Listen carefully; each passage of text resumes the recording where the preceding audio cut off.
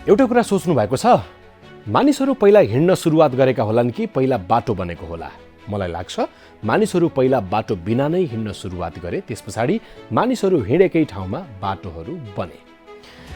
अरूले खनिदिएको बाटोमा हिँड्न पनि सजिलो छ र अरूले खनिदिएको बाटोमा हिँडियो भने अरूले बनाएको गन्तव्यमा पुगिन्छ, आफ्नो गन्तव्यमा नपुग्न पनि सकिन्छ।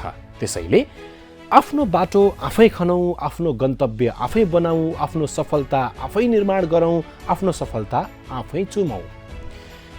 मैले यो काम अहिलेसम्म गरेको छैन, कसरी गर्ने होला भनेर पछाडि नहटौँ। यो संसारमा जे कामहरू छन् सबैभन्दा पहिला कसैले न कसैले यो संसारमा कसैले नगरेको काम गरेको हो। म अहिले क्यामेरामा हेरेर बोलिरहेको छु, क्यामेरामा हेरेरै बोल्ने काम पनि सबैभन्दा पहिला यो संसारमा कसैले नगरेको काम कसैले न कसैले गरेकै कर्म हो। त्यसैले तपाईँले जे सोचिरहनु भएको छ त्यो काममा आजै अगाडि बढ्नुहोस्। अर्काले कोरिदिएको बाटोमा होइन, आफ्नै बाटोमा, अर्काले बनाइदिएको गन्तव्यमा होइन, आफ्नै गन्तव्यमा, अर्काको जस्तो सफलता होइन, आफ्नै सफलतामा, आफ्नै शैलीमा अगाडि बढ्नुहोस्। अनि मात्रै तपाईलाई मिल्नेछ सन्तुष्टि।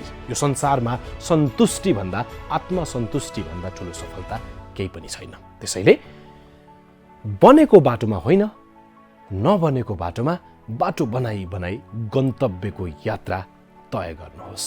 अनि मिल्नेछ तपाईलाई आत्मसन्तुष्टि एक दिन, कुनै एक दिन, कहिले? जहिले तपाईँ गन्तव्यमा पुग्नुहुनेछ, जहिले तपाईँलाई आत्मसन्तुष्टि मिल्नेछ, जहिले तपाईँलाई चयनको निन्द्रा लाग्नेछ। नमस्ते।